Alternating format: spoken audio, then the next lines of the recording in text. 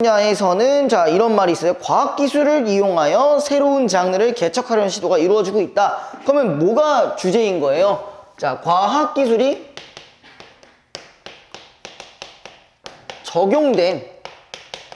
적용된 예술작품이 있었다라는 거예요. 그쵸? 일단 요런 게 있다라는 거. 그 다음에 이러한 배경으로 바탕으로 등장한 예술의 하나가 엑스레이 아트이다 라고 돼 있어요. 뭐 엑스레이는 말 그대로 그거죠. 엑스레이 사진을 활용하여 만든 예술 작품을 의미한다. 그러면 자 우리가 이걸 생각을 해봐야 돼요. 엑스레이의 특성을 생각을 해봐야 돼. 자 어떤 특성이 있어요? 일단 어떤 특성이 있어요? 배웠다며. 한 거 아니야? 한 거 아닙니까? 까먹으세요. 자 첫 번째 이거 투과를 하게 되죠? 그죠? 투과하게 되고요. 그 다음에 두 번째 흑백이죠? 그죠? 이 투과가 되는 것들은 뭐예요? 살 같은 건 다 투과가 되고 뭐만 남아요? 보통 뼈대만 남아요. 그죠? 뼈대. 뼈대만 남기 때문에 자 요거는 추가적으로 파생을 좀 해보자면요. 요렇게도 볼 수는 있어요. 본질 이 뼈를 통해서 본질을 나타낼 수도 있다. 그것까지 연결해 주시는 게 좋을 것 같고요. 그 다음에 자 엑스레이 아트의 거장인 닙 베세이는 엑스레이를 활용하여 오브제 내부에 주목한 작품을 만들었다. 일단 이 부분이 있죠. 오브제라고 돼 있어요. 오브제가 이렇게 돼 있어요. 일상용품이나 물건을 그 본래의 용도로 쓰지 않고 예술작품에 사용하는 기법. 그러니까 한마디로 얘가 만나는 첫 번째 뭐 니가 어쩌고저쩌고 이 새끼가 하나 있는데 이 새끼 같은 경우는 지금 뭐래요? 자 일상적인 사물, 그죠? 일상적인 어떤 사물들을 오브제로 사용했다라는 얘기니까 뭐야? 어떤 추가적인 의미를 생성했다라고 볼 수가 있겠죠. 그죠? 추가적인 의미를 생성했다. 그죠? 그 다음에 자, 그는 튤립이라는 작품을 통해 자, 꽃봉오리에 감추어진 암술과 수술을 드러냄으로써 자, 그럼 이 부분이 좀 중요한 부분이 있겠네요. 그쵸? 자, 여기선 이런 말이 있어요. 자, 튤립을 사례로 들었을 때 어느 포인트가 가장 중요할까? 튤립 같은 사례로 봤을 때 감추어진이 제일 중요한 거 아니에요? 감추어진? 그죠? 일본 사례 같은 경우는 감추어졌다라는 거에 주목을 해주셔야 돼요. 그렇죠? 감추어진 암술과 수술을 드러냄으로써 꽃이 보이지 않는 내부의 아름다움을 탐색하였다라고 했어요. 그러니까 이 감추어진 부분을 통해서 뭐라고? 우리가 일반적으로 알 수가 없는 뭐야? 아름다움을 찾을 수 있게끔 했다. 아름다움을 만들었다. 됐나요? 또한 셀피라는 작품을 통해 현대사회의 외모지상주의를 비판하고 있다. 뭐 셀피라는 건 자체가 뭐야? 셀카 생각하시면 돼요.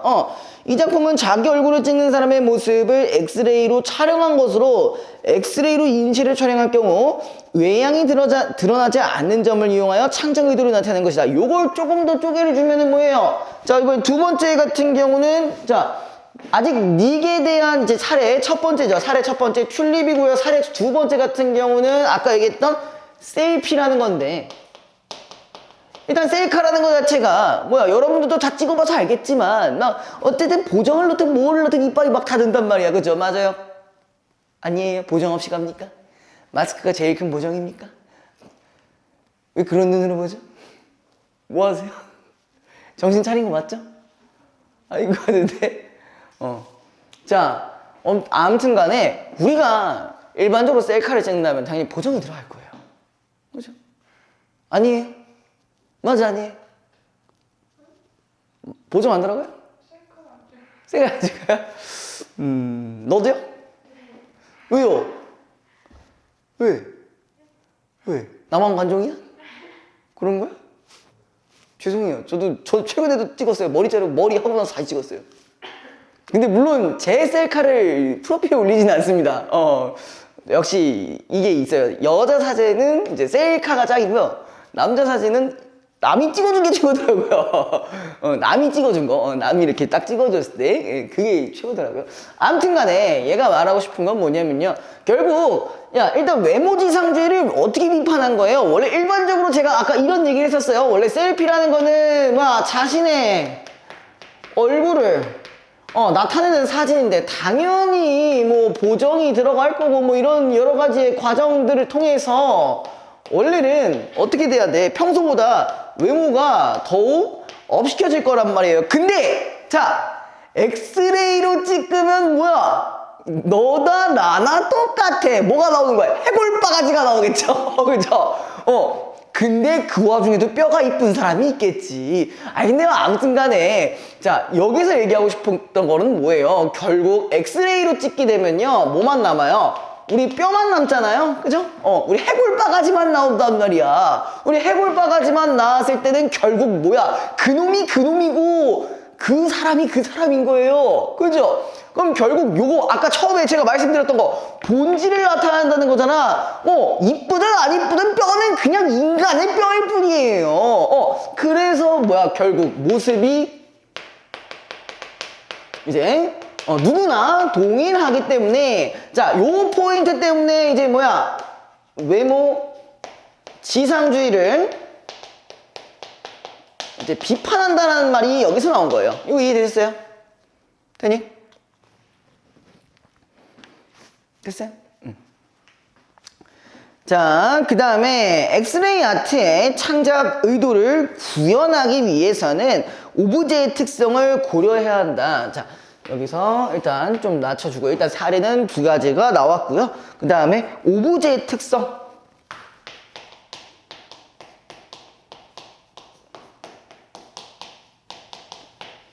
아까 어부제라는 얘기를 아까 했었죠. 일상적인 사물을 통해서 다른 의미를 이끌어내는 것들 그걸 얘기했는데 이는 오브제의 재질과 두께에 따라 자 거기가 중요한 부분이죠. 엑스레이의 투과율이 달라지기 때문이다.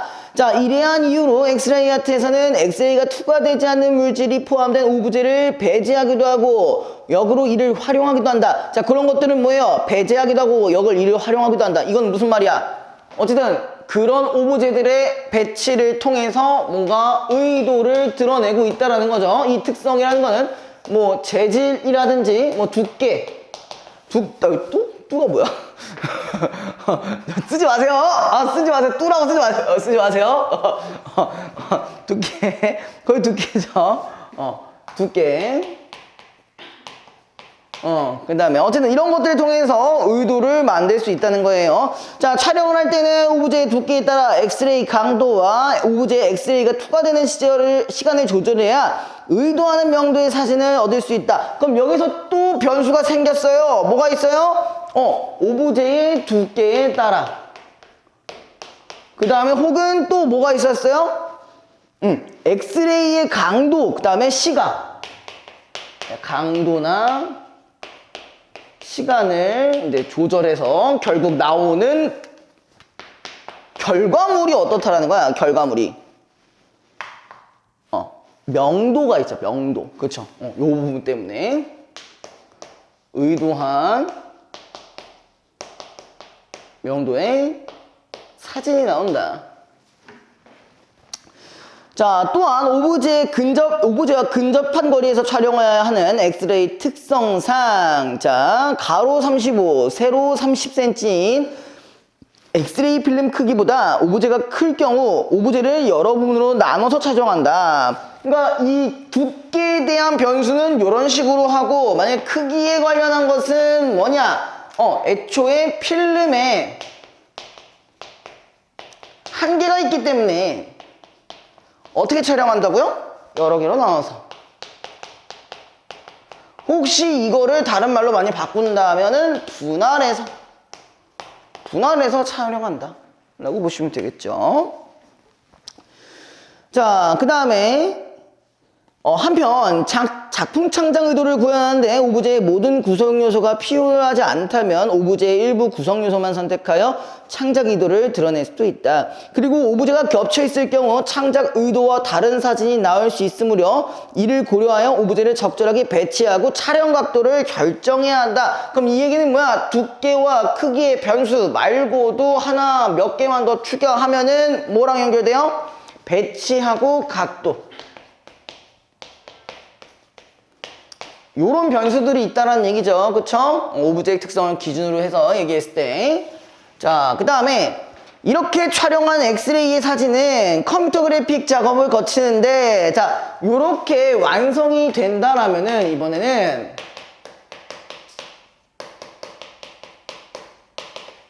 컴퓨터 작업이 이제 들어가기 마련인데, 거기서는 창작 의도를 드러내기 위해 여러 장의 사진을 합성하기도 한다. 자, 뭐 예를 들어서 지금 첫 번째 같은 경우는 자, 합성을 한대요.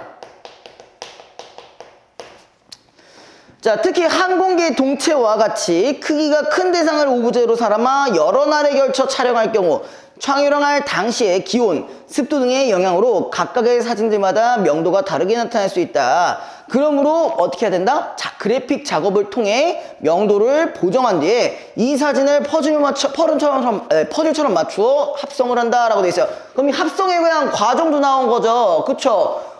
어떤 변수 때문에?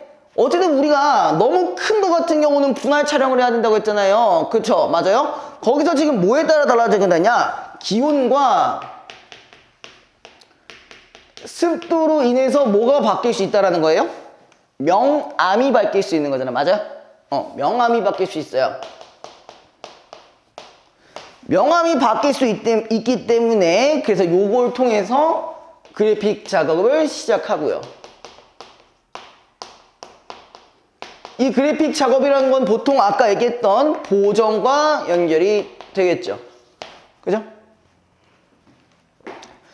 자, 그 다음에 엑스레이는 대상의 골격이나 구조를 노출하는 기술이라는 점에서 차가운 느낌을 주기도 한다. 자, 그럼 기본적으로 얘네들은 뭐야? 여기에서의 본질을 좀 생각해 보자고 했어요. 그럼 제가 여기서 추가를 한다고 하면은 자, 어떤 느낌도 들 수 있다? 차가운 느낌도 들 수 있다는 게 지금 일반적이겠네요. 그쵸? 그래서 하지만 이를 활용한 엑스레이 아트는 발상의 전환을 통해 감상자들에게 기존의 예술 작품과는 다른 미적 감수성을 불러일으킨다는 점에서 거기에 지금 의의라고 잘 적혀 있죠. 그쵸? 그건 꼭 기억해 두시고요. 현대예술의 외연성을 넓히는 데 기여했다는 평가를 받고 있다. 그래서 우리가 기본적으로 아까 필기한 거 부분 외에 이렇게 또 한번 정리를 해 주시는 게 좋을 것 같다.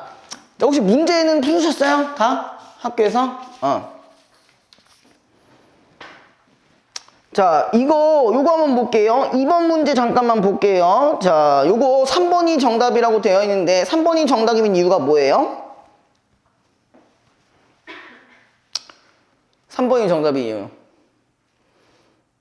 까먹었어요? 일단 뭐 보기부터 다시 해봐. 자, 윗글을 바탕으로 할 때 보기의 작품에 대해 보인 반응으로 적절하지 않은 것은 버스는 실제 버스와 사람을 오브제로 삼아 이를 여러 날에 걸쳐 각각 촬영한 뒤 합성한 엑스레이 아트다. 작가는 작품의 창작 의도를 구현하는 데 필요한 바퀴나 차체 등의 일부 구성 요소만 선택했고, 그리고 버스의 측면이 보이도록 촬영하여 버스에 타고 있는 사람들의 여러 가지 자세와 인체 골격의 다양한 모습을 드러내고 있다라고 되어 있네요. 자, 요거 3번 잠깐만 볼게요. 버스의 측면이 보이도록 촬영한 것은 촬영 각도에 따라 엑스레이가 투과되지 않는 효과. 자, 이거 뭘로 바꿔줘야 돼요? 학교에서 했다며. 뭘로 바꿔줘야 돼? 투과되지 않는 효과라고 한다면은 그럼 사람들이 안 보여야 되는 게 정상이잖아. 얘는 그런 의도로 만든 게 아니라 오히려 뭐야? 어떤 효과를 냈어야 돼? 모르세요? 투과되는 걸로 바꿔줘야겠죠. 자, 그래서 투과되지 않는 부분에서 투과로 바꿔주셔야 돼요.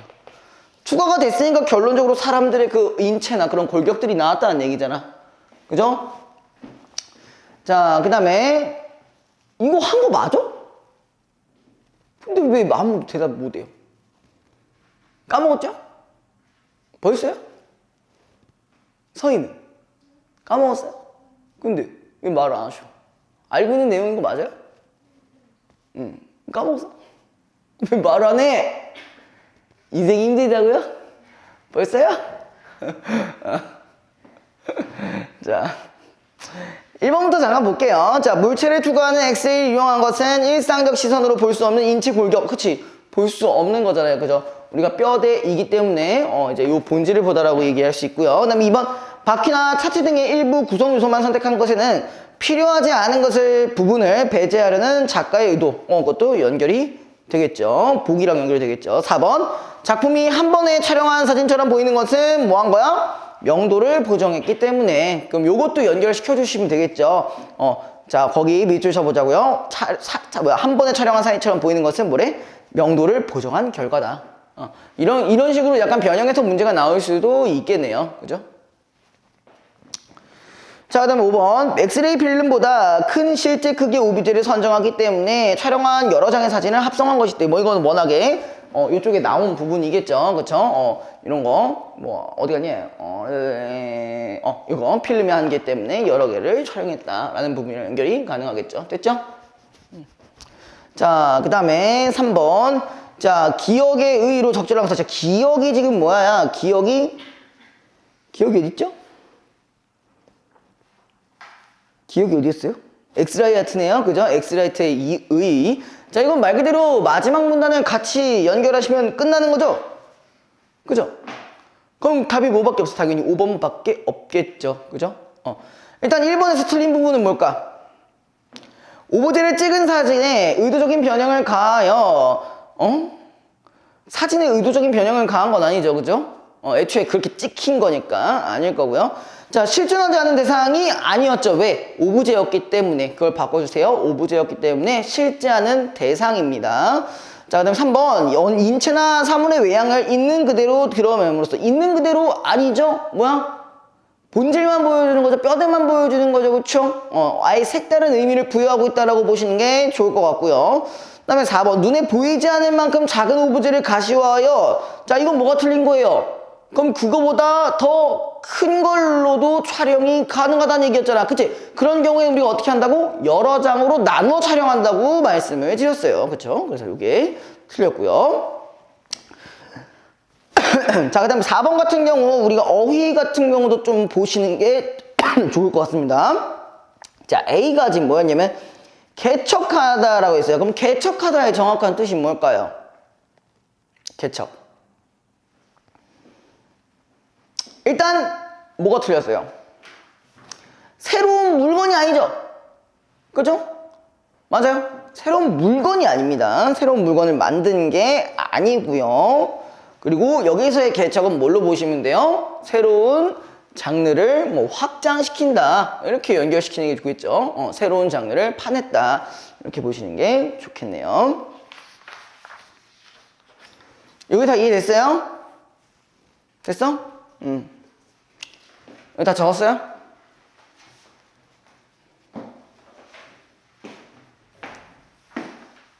지워도 돼요?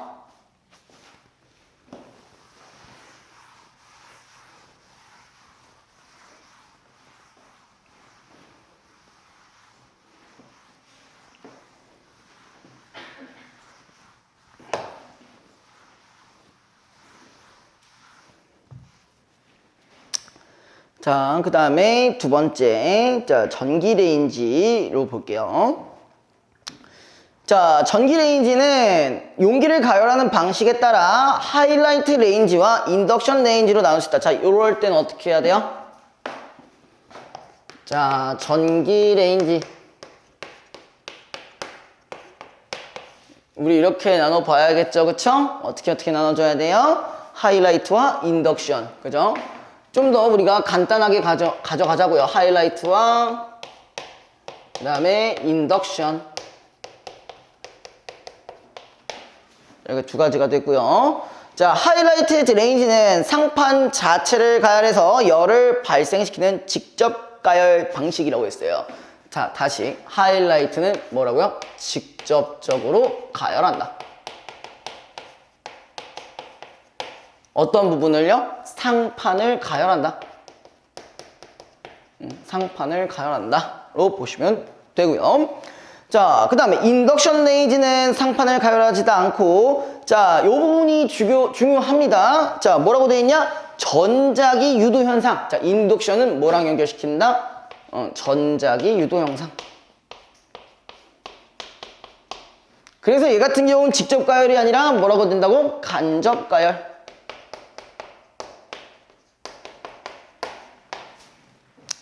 여러분들 인덕션 만져보신 적 있어요? 집에 있지 않아요? 인덕션도 있고 하이라이트도 두 개 있을 겁니다. 아니면 인덕션만 있는 경우도 있을 거고요. 하이라이트는 말 그대로 여기에다가 손을 얹으면 잣대입니다. 네, 무슨 말인지 알겠죠? 거기가 가열된 상태로 있기 때문에 여기서 손을 딱 대잖아요? 여러분들은 바로 응급실 가야 됩니다. 자, 그에 비해 인덕션은 대도 돼! 괜찮아! 너무 오래 하면 안 됩니다. 너무 오래 하면 죽어요. 알겠죠? 아무튼 간에, 네, 그렇게 가능하다. 라는 게 있고요. 자, 그래서 하이라이트 레인지는 했으니까 이제 앞으로 요거에 어떤 얘기가 나올 거다. 자, 요거에 대한 얘기 간단하게만 나오고 끝나겠다는 얘기겠네요. 그죠? 자, 하이라이트 레인지는 주로 니크롬으로 만들어진 열선을 원형으로 배치하고, 자, 여기 중요한 얘기입니다. 하이라이트 같은 경우는 뭐가 필요하다? 열선이라는 게 필요하다. 열선. 왜? 직접 가열이니까 당연히 열을 발생시켜야 되는 거잖아요. 그쵸? 근데 여기서는 뭘로 구성되어 있다? 니크롬이라고 이렇게 정의가 되어 있네요. 자, 그 다음에 열선의 열을 통해 그 위에 세라믹 글라스 판을 직접 가열한다. 자, 열선이 뭐야? 어디를? 세라믹 글라스 판을 어떻게 한다? 직접 가열한다.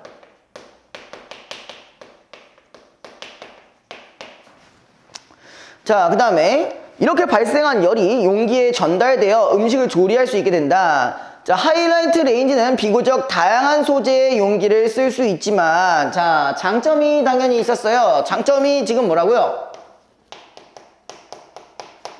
다양한 용기가 사용될 수 있고요. 그죠? 맞죠? 다양한 용기가 사용될 수 있지만, 자, 그래서 단점은 에너지 효율이 낮다. 에너지 효율이 낮고, 그 다음에 그 속도도 느리게. 그리고 또 무슨 위험? 아까 제가 얘기했죠? 손대면 잣된다고요. 그래서 화상의 위험도 있어요. 여기까지가 하이라이트에 대한 특성이야. 그쵸? 됐죠? 그 다음에 인덕션 레인지는 표면이 세라믹 글라스 판으로 되어 있고, 그러면은 뭐야? 세라믹 글라스라는 거를 기준으로 했을 때는 다 공통적인 부분이네요. 그쵸? 자, 얘도 마찬가지. 똑같이 세라믹 글라스가 있지만,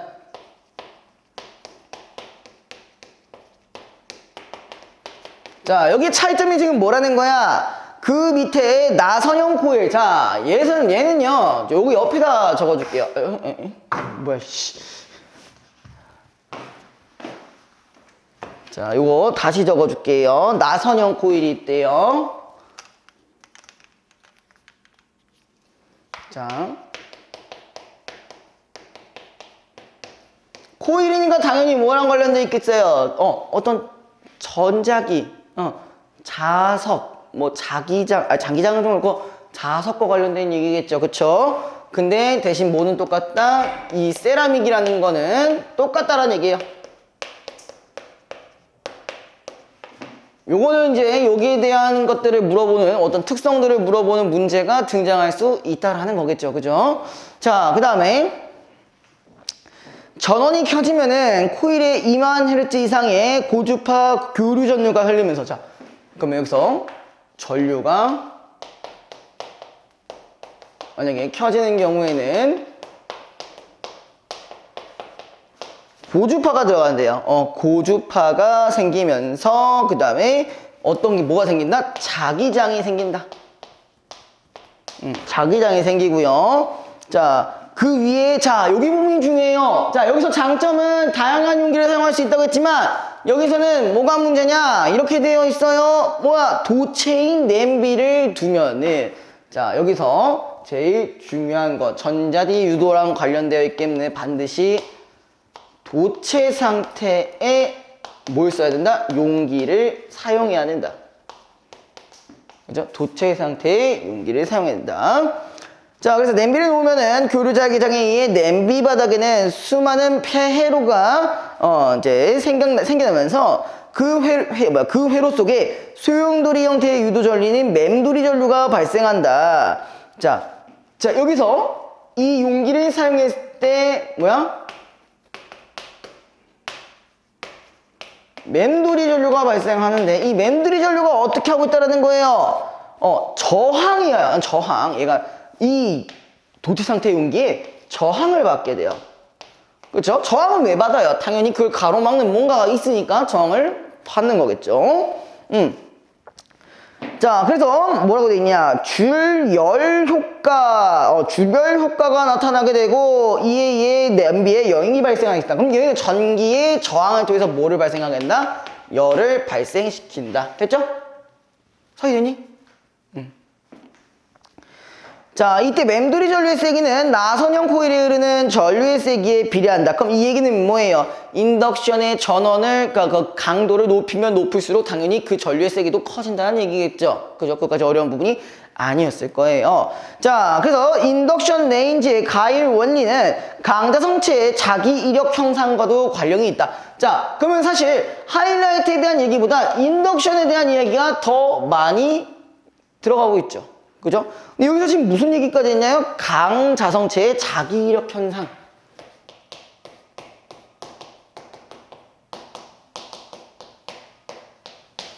그 다음에 일반적으로 물체는 자기장의 영향을 받으면 자석의 성질을 갖기 되는데 이것을 자화라고 하며 자화된 물체를 자성체라고 한다. 자성체의 자화세기는 물체에 가해준 자기장의 세기에 비례하여 커지다가 자, 거기 밑줄 일정 값 이상으로는 더 이상 커지지가 않는다. 자, 여기 뭐라고? 일정 값 이상은 안 커진대요. 그러면 한마디로 여기에 일정 값에 대한 한계가 있다라는 거겠죠. 그쵸? 그래서 이를 뭐라고 한다? 자기 포화 상태.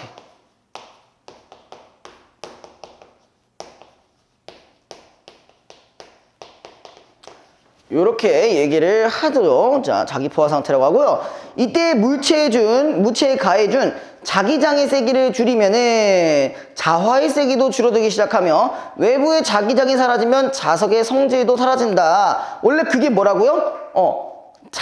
뭐였죠?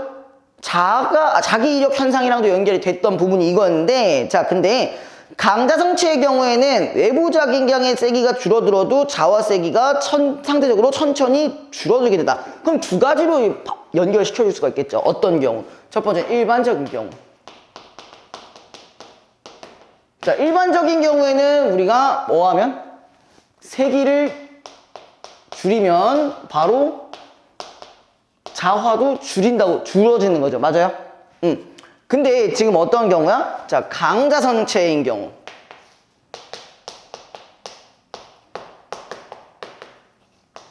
자, 세기가 줄어든다고 해서 이게 바로 낮아지는 게 아니라 천천히 줄어든대요.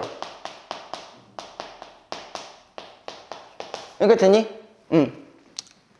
그래서 외부 자기장이 사라져도 어느 정도 자화된 상태를 유지하게 되는데, 그래서 이게 뭐라고? 자기 이력 현상이라고 돼 있어요. 자기 위력 현상. 맞나요? 자기 이력 현상 맞죠? 그래서 자성체에 남아있는 자외의 세기를 잔류자기라고 한다. 여기에 이 남아있는 잔류세기라고 한다. 천천히 남아있는 요 부분을 잔류세기라고 한다. 응? 맞지 않나? 아닌가? 죄송합니다. 잔류자기. 이게 잘 안 보이네요. 그죠? 자, 그리고 처음에 가해준 외부 자기장의 역방향으로 일정 세기의 자기장을 가해주면은 자외 세기가 0이 된다. 이건 뭐만 체크하면 역방향 체크하고 0만 보시면 돼요. 그러니까 일종의 들어간 힘만큼 이제 빼주는 거죠. 그죠? 그 다음에 자기장을 더 세게 자해주면은 반대쪽으로 커져 자기포화 상태가 된다. 이러한 과정을 반복하면은 자기장의 세기에 따른 자화의 세기는 일정한 곡선을 그리게 되는데 이를 지금 뭐라고 한다? 자기 이력 곡선이라고 한다. 뭔가 되게 설명이 많죠. 이 과정에서 자기 에너지는 열 에너지로 전환되며, 자 거기 봐봐요. 자기 이력 곡선이 생기게 되면은 지금 뭐야? 열로 바뀐대요. 그죠? 요런 현상이 먼저 발생하고 그 다음 스텝이 뭐라고? 열이 발생한다.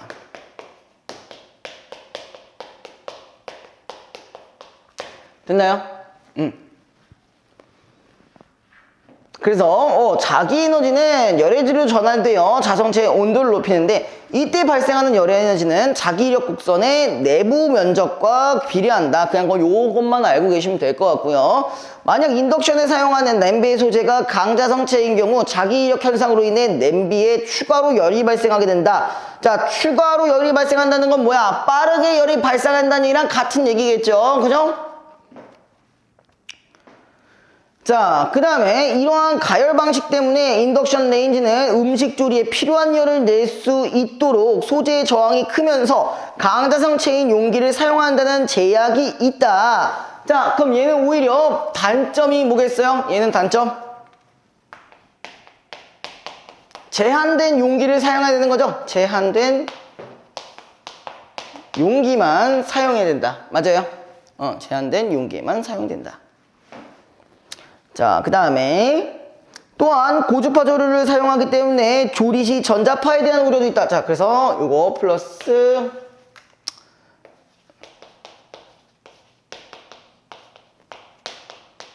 전차파에 대한 우려도 있다. 요건 아마 있을 것 같긴 한데요. 그쵸?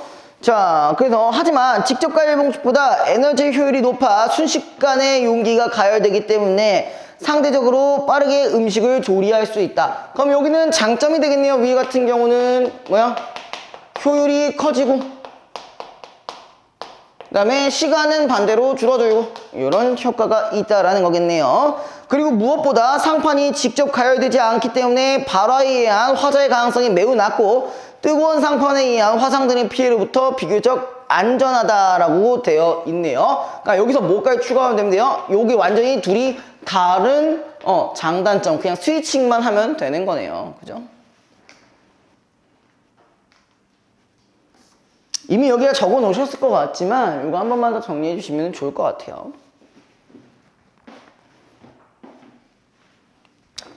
1번 문제는 그래도 좀 쉬울 것 같고요. 그쵸? 기억 같은 경우는 뭐야? 하이라이트니까 말 그대로 직접 가열하는 거죠. 그죠? 직접 가열하니까 1번 같은 경우는 뭐야? 1번에 1번 같은 경우는 틀렸죠. 유도전류가 아니라 직접 가열한다고 바꿔주셔야겠죠. 그죠? 그 다음에 니은은 상판을 가열하여가 아니라 상판을 뭘로? 전자기를 유도한 거죠. 그쵸? 전자유도.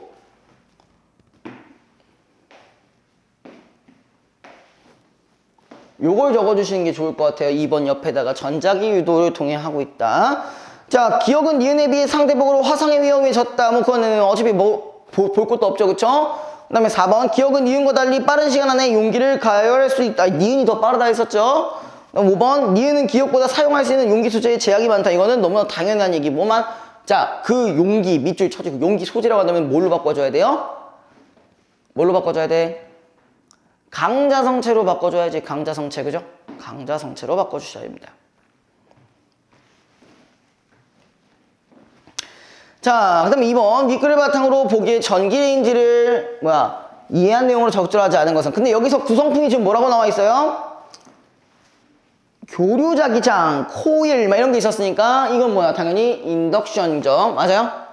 그러면 이게 그림이 다른 게 나올 수도 있다는 거야. 그죠? 코일 대신 예를 들어서 뭐가 나와?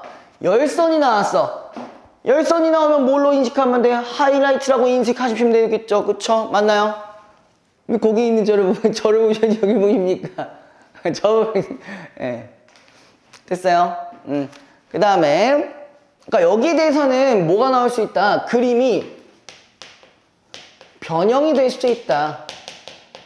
그림이 변형될 수 있고 이걸 만약에 예를 들어서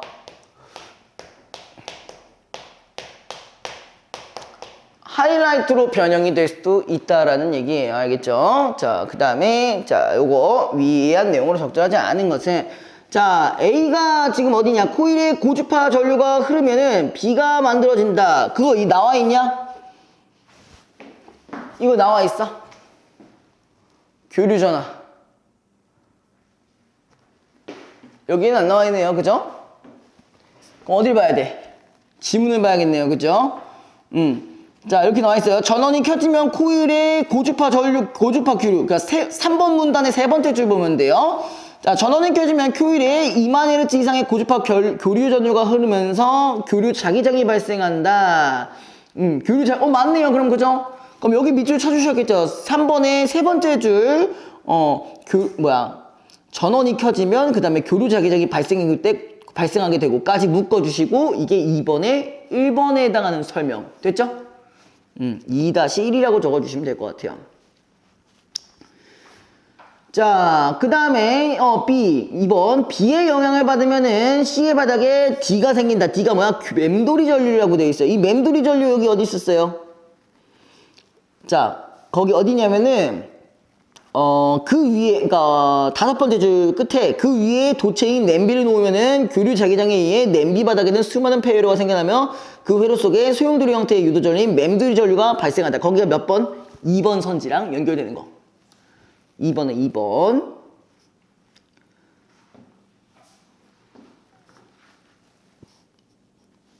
자, 그 다음에 3번. C 소재의 저항이 커지면 세기도 커진다. 자, 이거는 맞냐? 처음 들어보는 것 같은데 저항 얘기가 나왔나요? 저항 얘기. 우리가 어떻게 나온 거라고 하냐면은 그냥 여기에는 없는 것 같은데 자, 여기 밑에 아마 있었을 것 같은데 자, 요거는 우리가 저항에 대한 얘기가 아예 없었어요. 그쵸? 맞아요? 저항에 대한 얘기가 없기 때문에 맴돌이 전류가 세면은 나선형 결이 오른 전류의 세기에 비례한다. 이 마지막 부분만 연결시켜 주시면 될 것 같네요. 그죠? 그래서 3번이 틀렸고요. 자, 그 다음에 D의 세기는, D가 맴돌이 전류의 세기는 A에 흐르는 전류의 세기에 비례. 이거는 찾아볼 수 있는 거지. 방금 얘기했던 거랑 3번, 4번 같이 연결시켜 주시면 되겠죠? 네, 5번. D가 흐르면, 맴돌이 전류가 흐르면 C 소재의 저항에 의해 열이 발생한다. 얘가 열 발생하는 부분들이 있었을 거예요. 어디 있었냐? 자, 장자성체 이런 것들을 두게 되면 저항을 통해서 뭐가 발생한다? 열이 발생한다. 라는 거 꼭 기억해 두시면 되겠네요. 그래서 답은 3번이었고요. 자, 3번. 윗글을 바탕으로 보기를 이해한 내용으로 적절하지 않은 것은 자, 아래 그림은 두 물체 사이 A, B의 자기장의 세기에 따른 자와 세기의 변화를 나타난 자기력 곡선이다 라고 나와 있는데 이제부터 조금 힘들어지겠죠. 그쵸? 자, 1번 외부 자기장이 사라져도 자석의 성질을 지닌다는 점에서 A와 B는 모두 인덕션 레인지 용기의 소지로 적합하겠다. 자, 요거 어디 있어요? 외부 자기장이 사라져도 성질을 지닌다는 거. 그거 뭐였어?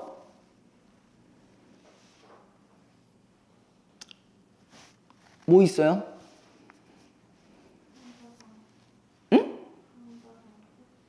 응? 그러면은 얘네들은 사라져도 성질을 지는 거는 맞죠? 맞아요?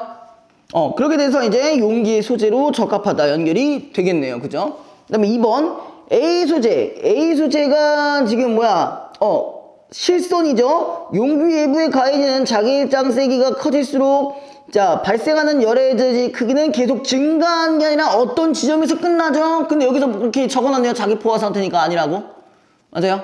그다음에 3번 인덕션 레인지의 전환을 차단했을 때 A 용기의 소재가 용기가 B 용기의 소재보다 잔류 세기의 자기가 더 크겠다. 자, A가 어디까지 가는데 더 자와의 세기가 크죠? 그죠? 그러니까 이건 연결이 가능하겠죠? 우리가 이 그래프 같은 경우는 꼭 보시고 분석을 해주셔야 됩니다. 4번 용기의 전류 자기를 제거하기 위해서는 B 소재의 용기보다 A 소재의 용기에 더 큰 세기의 자기장. 자, 거기 밑줄 쳐보자. 큰 세기의 자기장. 이거 무슨 방향으로 줘야 돼? 이거 알아 몰라? 무슨 방향으로 해줘야 돼? 기존에 진행했던 방향과 역방향으로 해줘야 되는 거죠? 맞죠? 그 옆에 적어줘요. 역방향. 그 다음에 그렇다고 4번이 틀렸다는 건 아닌데 더 큰 세기를 해줘야 되는데 역방향 쪽으로 해줘야 된다는 얘기를 첨언한 거예요. 제가 5번. 비소재의 용기는 A 송체의 용기보다 자기장의 변화에 따라 발생하는 열 에너지가 적겠다. 그치? B가 더 자화의 세기가 적으니까 더 적다라고 볼 수가 있겠죠. 그쵸? 그래서 이거까지 보고요. 한 잠깐 5분 정도. 자, 조선시대의 유학자들은 왕권의 기반에 민심에 있으며 민심을 천심으로 받아들여야 한다는 자 민본사상이라는 말이 있네요. 근데 우리가 어디서 많이 해본 것 같지 않냐? 그지? 우리 정규교재에 이거 비스무리한 거 하나 있었던 것 같은데, 그죠? 예전에 한번 있었죠? 기억나세요? 네, 알겠습니다. 예. 자, 우리가 민본주의라는 말이 있었어요. 아, 그때 이제 뭐 했냐면 그거 했다. 신문고제도 했잖아. 기억 안 나? 신문고랑 격쟁. 신문고 북 두드리는 거 격쟁. 야, 이 개새끼야! 이제, 야, 내가 지금 이것 때문에 억울해 돼지겠는데, 일단 나는 모르겠고, 내가 뭐 문서를 주든지, 아니면 내가 꽹과리를 치든지 억울을 끌든지 할 거야. 막 이거 있었잖아요. 기억나요, 이제 나? 아닌 거데 얘가 강제로 제가 대답을 주입하는 건가요? 제가 주입식 교육하고 있나요? 좀 제가 난감하네요. 자, 아무튼 요거를 통치기조로 삼을 것을 주장했다. 자, 그러니까 이 민본주의라는 것 자체가요. 어떤 일종의 유교적 사상에 기반한 거라고 보시면 돼요. 왕이 물론 존재하지만 왕은 물론 누구를 잘 다스려야 된다. 백성을 잘 다스려야 되고 백성의 민심을 잘 알아야 된다는 게 민본주의 사상이라는 거예요. 네. 그래서 이러한 관점에서 군주는 백성의 뜻을 하늘의 뜻으로 받들어 섬기고 덕성을 갖춘 성군으로서 백성의 모범이 되어야 하며, 자, 백성을 사랑하는 애민의 태도. 자, 애민의 태도. 민본주의는 곧 뭐다? 애민의 태도. 우리가 애민정신이라고도 합니다. 우리 훈민정음에 애민정신이 있어요. 자, 그 다음에 백성의 삶을 안정시키고 백성을 교화해야 하는 존재라고 강조했다. 또한 백성은 보살핌과 가르치는 받는 존재로서. 자, 요 말도 나왔어요. 그러니까 애민의 정신을 해야 되는 것처럼 우리가 이 백성이라는 존재도요, 뭐가 필요한 존재라는 거예요? 보살핌과 가르침이 있어야 된대요.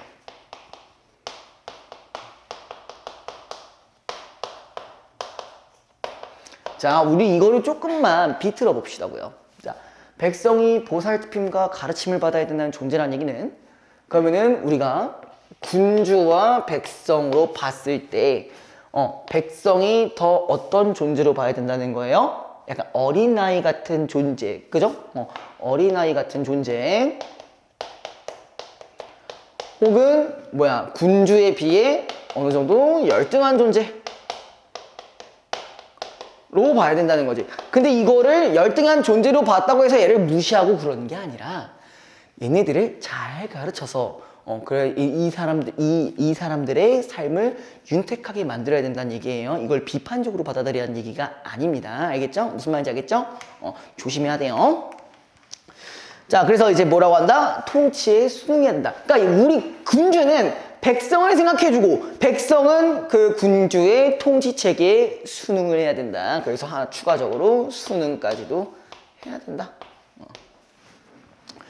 자, 그 다음에 군주와 백성에 대한 이러한 관점은 조선개국을 주도하고 통치체계를 설계한 정도전의 주장에도 드러난다. 자, 요런 주장을 이제 좀 더 강화하는 역할을 하고 있어요. 누가?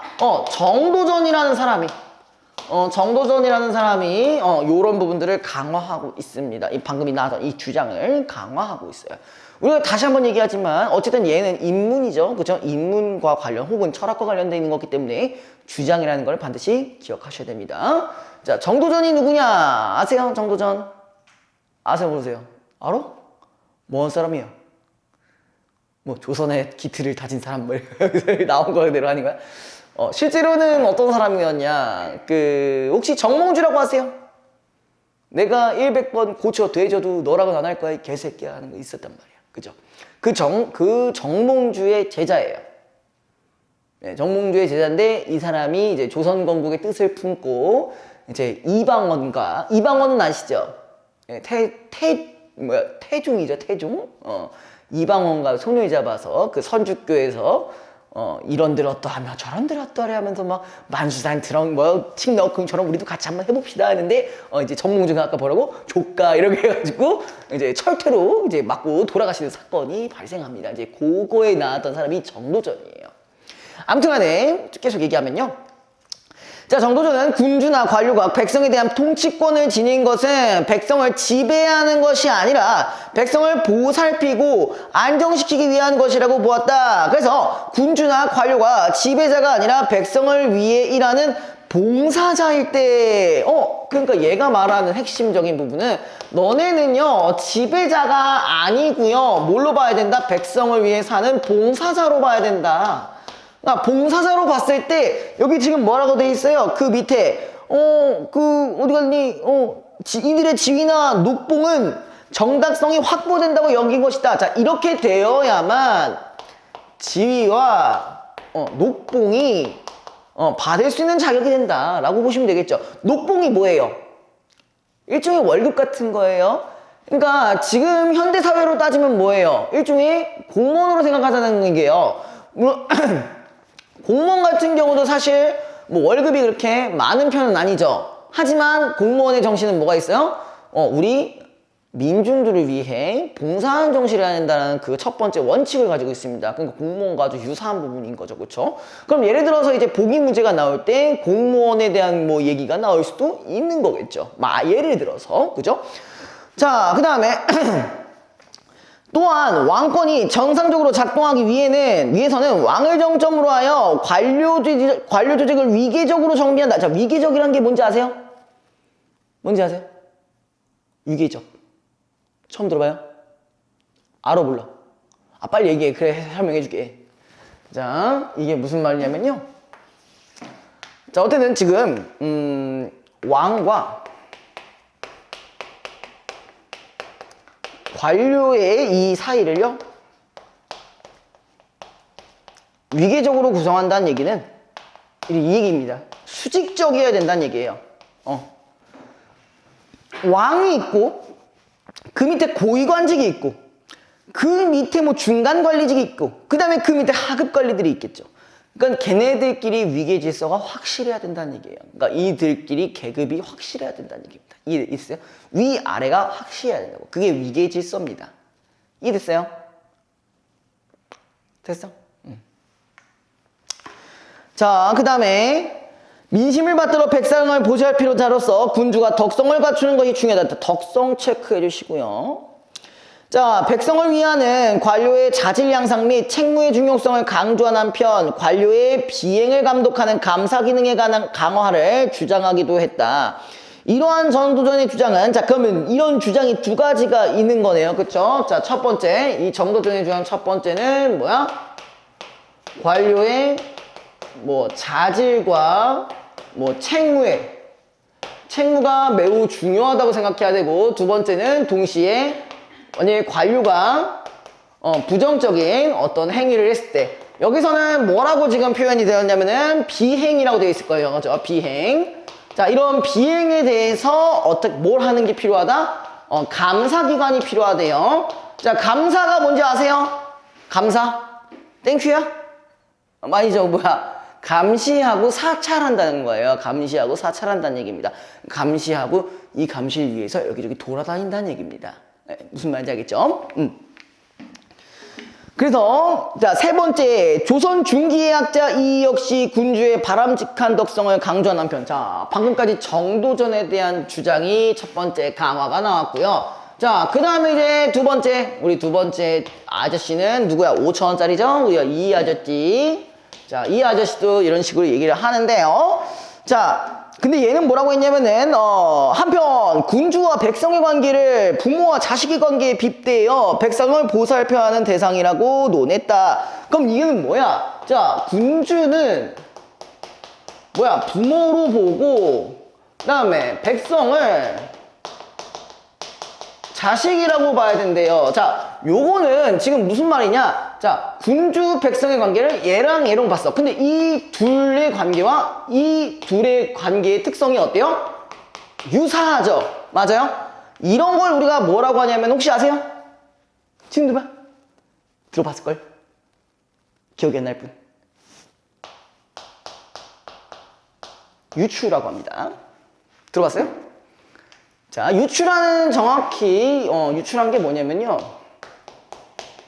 유사한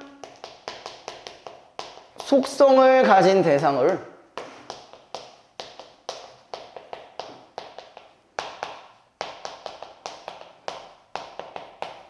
빗대는 표현 방법이에요. 그러니까 비유하는 거예요. 비유하는 표현 방법. 이전에도 얘기했는데 이제 뭐 마라톤, 인생은 마라톤이다 같은 거. 인생의 속성과 마라톤의 속성이 비슷하다는 걸 근거로 들어서 그러니까 둘 다 뭐야? 장기 레이스라는 거야. 끝까지 봐야 된다. 뭐 이런 것처럼 얘도 이런 식으로 유추를 했다라는 것까지도 알고 계셔야 돼요. 우리가 물론 이제 이건 내신이기 때문에 뭐 이 비문학에 대한 내용도 중요하겠지만 여기에 대한 글의 구조도 보시는 게 좋겠죠. 그럼 글의 구조 첫 번째 나타나는 게 유추고요. 두 번째 같은 경우는 지금 여러 인물들의 주장들을 통해 얘가 이 사람이 말하고자 하는 주제를 강화하는 걸로 사용되었다라는 것도 생각을 해주셔야 돼요. 알겠죠? 자, 그 다음에 이는 특히 M이는 부모가 자녀를 가르치듯 군주가 백성을 도덕적으로 교화함으로써 실천되며 교화를 순조롭게 이루기 위해서는 우선 백성들을 경제적으로 안정시켜. 제일 중요한 거예요. 자, 얘를 잘 가르치려면요. 자, 요 부분 경제적인 안정이 필요하대요. 경제적인 안정. 그러니까 한마디로 먹고 살만해야 뭐라도 좀 해도 수능을 한다는 얘기겠죠. 그죠? 자, 그래서 또한 백성은 군주에 대한 신망을 지닐 수도 버릴 수도 있는 존재이므로 군주는 백성을 두려워하는 외민의 태도를 지녀한다을 역설했다. 자, 그럼 얘기는 뭐예요? 자, 경제적 안정을 해줘야 되고 그 다음에 이 군주 입장에서 이 백성을 두렵다라고 생각을 해야 된대요. 그러니까 백성은 임금을 따를 수도 있지만 따르지 않을 수도 있다는 얘기잖아. 그죠? 그래서 따라야 된다는 얘기고요. 두려워야 된다는 얘기입니다.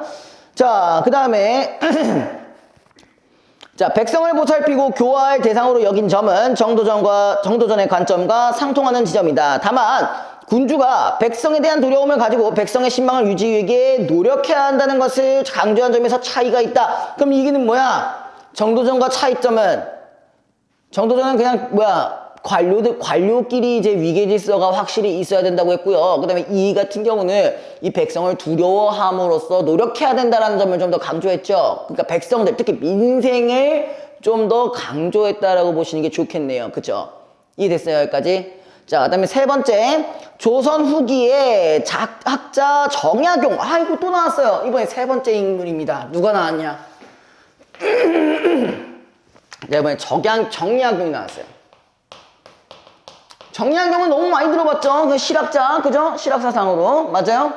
그래서 정약용은 환자나 극빈자, 노인과 어린이들, 사회적 약자에 속하는 백성을 적극적으로 보호하는 것이 에민의 내용이라고 주장했다. 자, 요거 되게 중요한 부분이죠. 뭐가 나왔냐? 얘는 특히, 자, 사회적인 어떤 약자들을 뭘 해야 된다? 보살펴야 된다는 얘기를 했어요.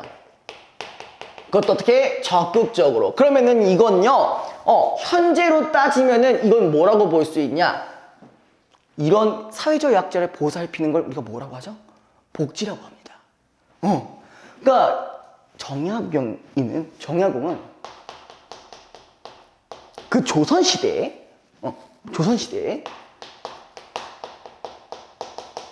복지의 개념을 주장한 사람이에요. 이해됐어요? 자, 그래서 이는 백성을 보살핌의 대상으로 바라보는 시각을 구체화한 것이다. 구체화한 결과가 복지라는 거죠. 구체화. 자, 그 다음에 한편 정약용은 백성을 통치체제 유지에 기여해야 하는 존재라 보고 백성이 각자의 경제적 형편에 부합하는 역할을 수행해야 한다고 주장하며 백성에 대한 기존의 관점과 차이를 드러냈다. 자, 그럼 여기 정도전과 이 같은 경우는 유사하죠. 그쵸? 유사하죠. 근데 여기 요 두 친구랑 요 정약용 같은 경우는 차이가 조금 있다라고 했는데 그 극명한 차이가 이제 뭐에 대한 얘기냐? 자, 이렇게 됐죠. 통치 체제의 유지 기여한다.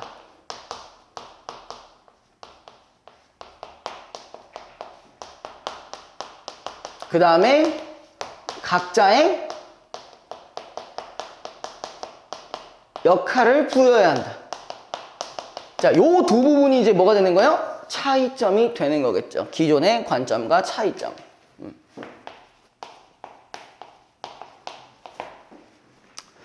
그 다음에 그는 가난한 백성인 소민은 교화를 따름으로써 부유한 백성인 대민은, 그럼 여기서도 백성을 둘로 나눠진 거죠? 그죠? 뭐랑 소민과 대민으로 나눠졌어요. 소민과 대민. 우리 소민인 건 뭘 해야 된다고요? 교화를 해야 된다고. 그럼 대민 같은 경우는 뭘 해야 된다고? 생산수단을 제공하고 납세 부담. 자, 여기 있어요. 자, 생산수단. 그 다음에 납세. 자, 요걸 통해서, 자, 생산수단과 납세. 납세는 이해는 되셨을 거란 말이야. 그쵸? 우리가 어쨌든 돈을 벌면 세금을 내야 되니까요. 그건 이해가 되셨을 거야. 근데 생산수단은 왜요? 생산수단은 왜 줘야 되는 걸까요? 자, 조선시대를 생각해 보시면은 정약용은 실학자입니다. 자, 우리가 문학했을 때 여러 번 얘기를 한 부분들이 있었어요. 자, 실학사상이 나오게 된 이유는 병자호라는 이유입니다. 청나라가 명나라를 망하게 하고요. 그 다음에 우리나라도 힘들게 만들었어요. 그래서 병자호란에서 누가 있잖아. 대가리 받고 그랬잖아요. 그죠? 기억나요? 뭔지 대충 아시죠? 이거 있잖아. 대가리 박았잖아요. 그죠? 아무튼 그랬는데, 그럼 생산수단이라는 얘기는 이 얘기를 왜 하는 거냐? 자, 요거는요, 추후에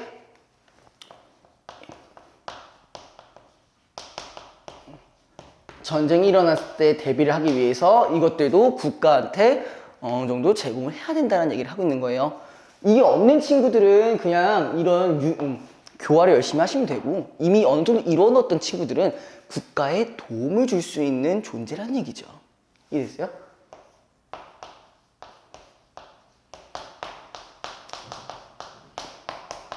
한마디로 이겁니다. 국가의 기여가 가능한 백성이에요.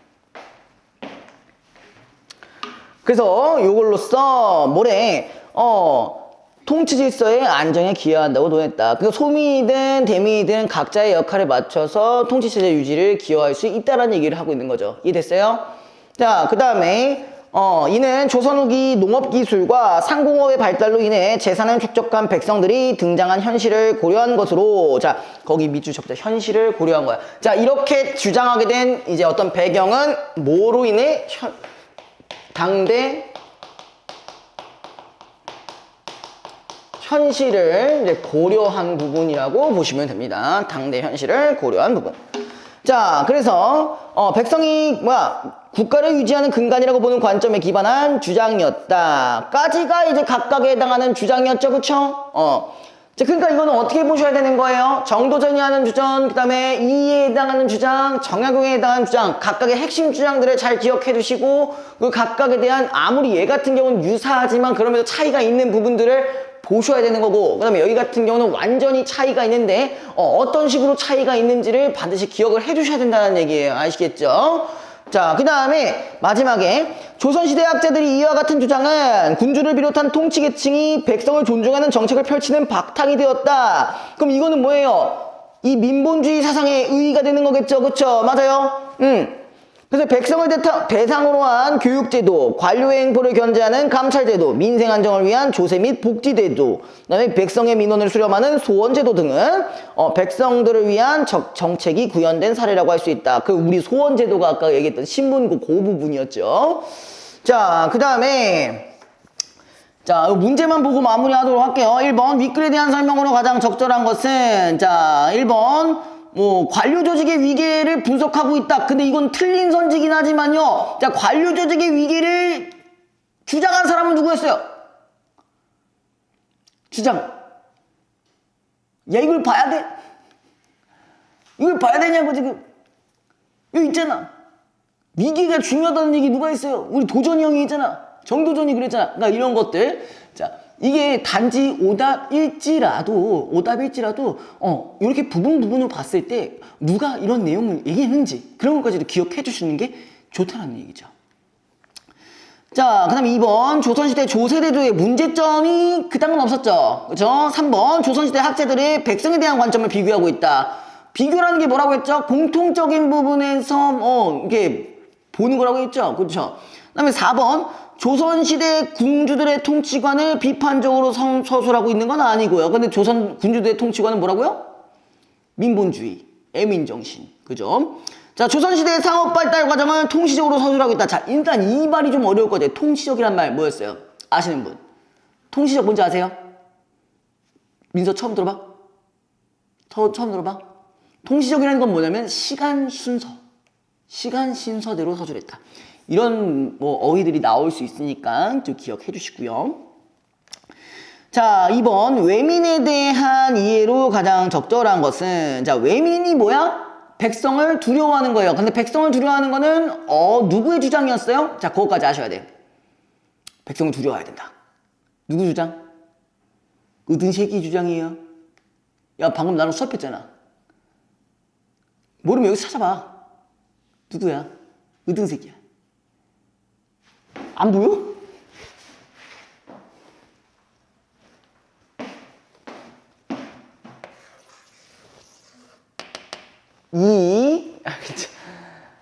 이 정도는 해야 돼. 우리 그래야 잘 나올 수 있습니다. 이러면 난감해요. 자, 그래서 백성을 두려워하는 것, 이의 주장에 대한 이해로 가장 적절한 것은 이라고 보는 게 좋겠죠.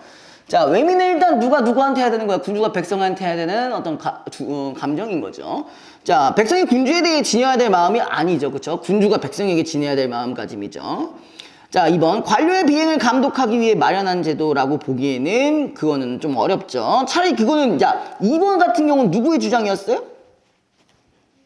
그렇죠. 좋아요. 정도전의 주장입니다. 이런 식으로 싹 다 분석을 해주셔야 돼요. 자, 군주와 백성을 부모와 자식의 관계에 비유하는 근거이다. 자, 이거 어디 있었어요? 물론 이게 이의 주장이긴 하나 외민과는 다른 거였죠. 외민과는 다른 부분입니다. 그 다음에 4번 민생이 안정되었을 때 드러나는 백성의 이상적 모습이 아니라 어떤 걸 근거로 했어요? 백성은 군주를 따를 수도 있고 따르지 않을 수도 있다라는 점을 반드시 기억해달라고 했어요. 그 다음에 5번 백성이 군주에 대한 식망을 버릴 수 있다고 보는 요게 제일 맞는 말이긴 하죠. 그죠? 그 다음에 3번 자, 아주 3번 같은 문제가 아주 베스트적인 문제인데요. 딱 하필 뭐가 나왔어요? 정도전 2 정약용의 내용이 다 나왔어요. 그렇죠? 자, 여기 잠깐 보기 얘기를 좀 들어보고 갑시다. 일단 정도전의 얘기니까 정도전의 주장이랑 연결을 좀 시켜주실 필요가 있겠죠.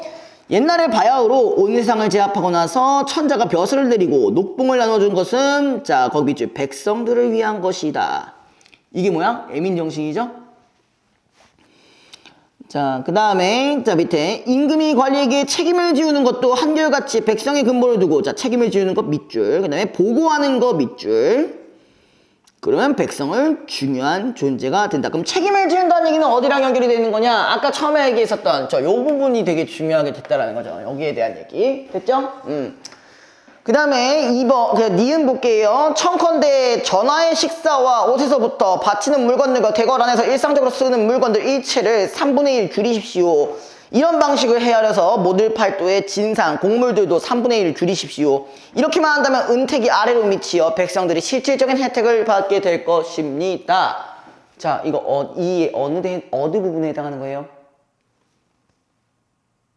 이 주장 중에 어느 거에 해당하는 거야? 공물을 3분의 1 줄이래. 바치는 걸 3분의 1 줄이래. 뭐랑 이거야 돼? 지금 보고 계신 것 같은데 왜 말을 안 해요? 아, 수업 늦게 끝내고 싶어요? 그럼 말을 하세요. 모르겠어요? 이거잖아. 경제적 안정이죠. 그죠?